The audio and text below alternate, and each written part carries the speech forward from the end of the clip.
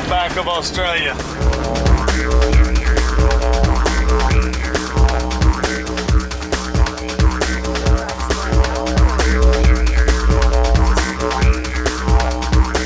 hunting the outback of Australia, and it's pretty remote. Not only is the cattle ranch, or cattle station as they call it here in Australia, about 100,000 acres that we're on, but it's so remote that they actually get their mail by plane. There's no electricity. There's no electricity anywhere close as far as actual electric. So they get their power from a generator that's on site. Well, last year I learned a lot. One thing I learned is that dingoes are not easy to hunt. Just like coyotes, where they're hard pressured, they get smart really quick. And in most of Australia, these wild dogs, also called dingoes commonly, are hunted pretty hard. They're also poisoned and shot on sight on a lot of the cattle stations. I got a chance last year to speak with Luke Trout about some of the damage that the dingoes cause to the cattle. They're a very smart, shifty animal.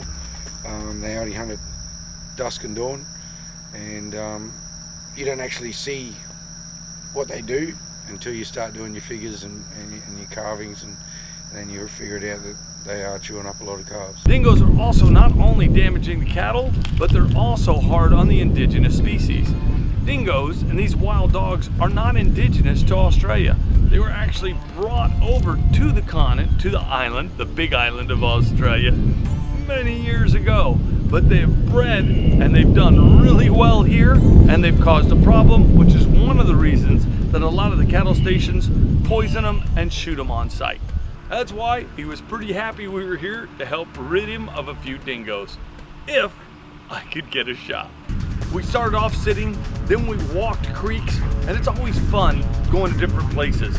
So as you're slipping down a creek, you don't know if you're gonna see an emu, a wallaby, a kangaroo, crazy looking birds that look like they should be in a pet shop. I mean, just cockatiels and parrots and all these crazy looking birds that we don't have in the United States. So it's really cool. Everywhere you look, it seems like there's something different. So I was having a blast, but I really wanted to get a dingo. We just got dropped off in the middle of nowhere in the outback, and we're gonna try and shoot a dingo. There's a big open bottom here that they said they've seen the dingoes in quite a bit. I also have the call, so I'm gonna be calling intermittently, but now we're just waiting for it to get light. It's about 4:30 in the morning, so we got a little ways to go.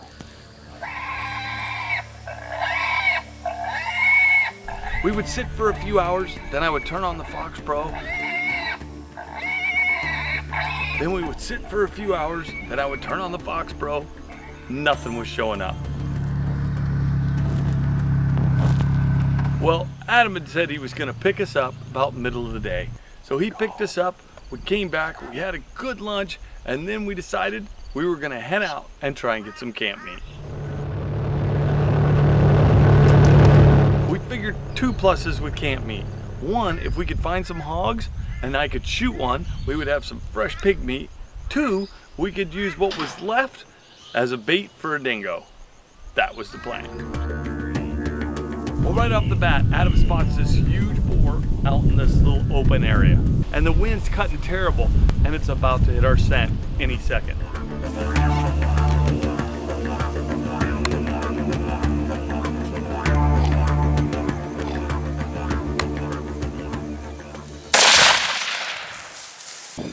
Just smoked a pig. We're gonna take the good meat and use the rest for dingo bait. We're all pretty pumped. I just shot a pig. We're walking up to the pig, and that's when Adam spots the dingo. Dingo right here, 60 meters. So when he said dingo, all of a sudden I'm trying to get the gun loaded. I didn't reload after I shot the hog. So I put another round in. I look up and I see this dingo in the grass, and it's freaked out a little bit. It's obviously heard the shot. I don't know if he was trying to sneak up on the pig that I just shot or was sleeping in the grass. But all of a sudden this dingo's up and it's looking around and it's ready to bolt. I throw up offhand and this dingo decides this is not where it wants to be. As it starts to go, I swing through and I crank off a shot. As soon as I shot, I got worried because it felt good when I touched it off, but the dingo darted off through the brush. And I looked, but Adam behind me goes, "You got him." Or he said something along those lines. Great shot, he's celebrating, and I see the dingo taking off. So I'm worried. I run forward, put another round in, I throw up, I'm looking for this dingo to try and get another shot. I don't see it anymore. I go running up towards where I last saw it, look to my left, and there's my Australian dingo. I got it. Yeah. Are you serious? No. Finally! Can you believe that? We've been hunting all over the place trying to get a dingo. We have been everywhere. Just shot a pig. How cool is it? Did you get it? Just shot a pig. We were like, man, we're gonna try a bait and we'll take the edible meat off the pig and then we'll use the rest of it to bait a dingo in. And literally, Adam's like, dingo! And I'm like, what? 60 meters. And I'm like, what, 60 meters? And I look and he's facing us. He had to be, what, 100 yards? Yeah. He was a little over 60, don't you reckon? You know, I knew it was going to happen just as soon as we didn't think it was going to happen. I shot him running. He started to I go. know. Yeah, yeah. He started to go. And I trailed through and I shot. And I was like, I don't know if I was on him or not. But the loophole felt good. Touched it off. Oh my God, we went it so hard. Look at that. I got a dingo. And look at that. Look at the shot. Oh, honey. Perfect shot. We'll have to watch the video to see for sure.